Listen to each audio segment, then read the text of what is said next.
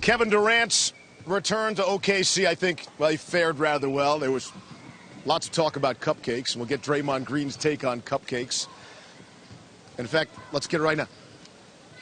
What do you got on here? We get a good shot of your T-shirt here? Cupcake. Tell me what that's about from your perspective. I mean, from my perspective, it's about a guy on our team who's a cupcake, but since he came out and completely crushed the cupcake, yeah, then I'm in support of the cupcake. Cupcake's not a compliment, is it? It's not a compliment. It's actually pretty disrespectful, but when you come out and do what he did tonight, you know, and kind of silence all that noise, I'm rocking with it.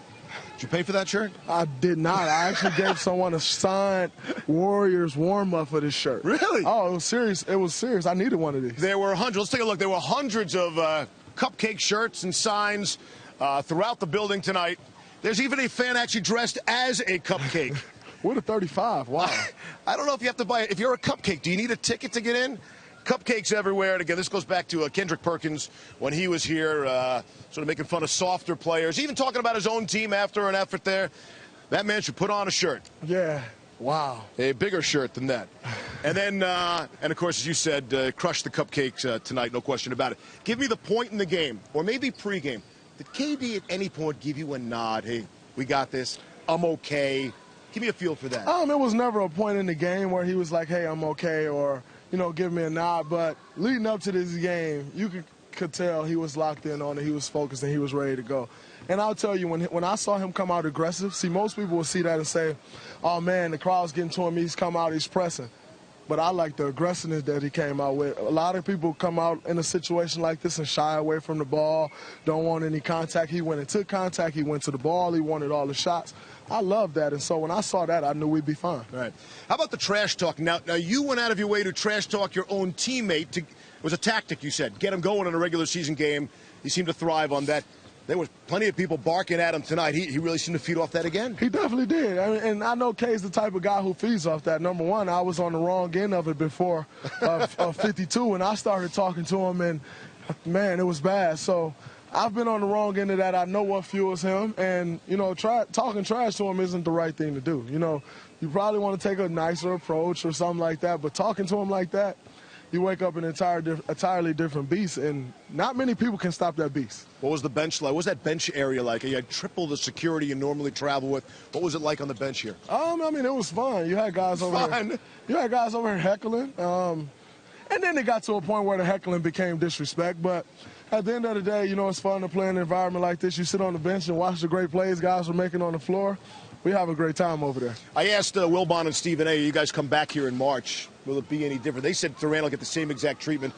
I mean, does this ever go away, or you think it's going to be the exact same deal come in March? I mean, it probably won't go away in March, but I think somewhere down the line they'll figure out a way to appreciate what he's done. I mean, it's like if you break up with your girlfriend, you know, and the first time you see her, you're probably going to try to do something to make her know she miss you. Right. Well, it's the same thing here. You know, the first time they see you, you know, they're going to do something to make him feel like he shouldn't have left here. Yeah. And that's fine, and maybe the second time too. But I think as, you know, the years go on, time goes on, all wounds heal over time. I never had a girlfriend break up with me. What was that like for you? Oh, you are the man, my brother. All right, so people are looking at this as, you know, how are you guys possibly going to lose? Who can beat you guys? Certainly in a 7-game series. You have the all-time record season from a year ago and add Kevin Durant. Kind of seems unfair.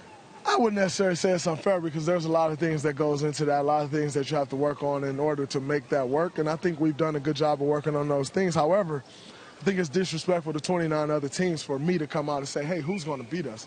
Because at any given time, anyone can be beat. If you go into the series with the wrong mindset, anyone can be beat, and there's a lot of good teams out here. So we just have to approach this like we have every day, try to get better, and just try to get to the final goal. But if you're not getting better every day right now, then somebody will beat you. Normally you guys would take off after the game. You're staying tonight in OKC. Do we think that's a good idea? We shall see. Yeah. I hope it's a good idea, but, you know, I think, you know, we have some of the best security staff around, yeah, and they do a great job. I've seen a lot of the Oklahoma City police around. They've done a great job, so I feel very safe. And, you know, we'll enjoy the night and go get some dinner and just sit back and chill. I thought you were okay in that This Is SportsCenter promo, by the way. Thank you. I thought you were great, though. I thought you were amazing. You and Boosh killed it, and, I made a little appearance that made it worse. Here's your boy. Okay.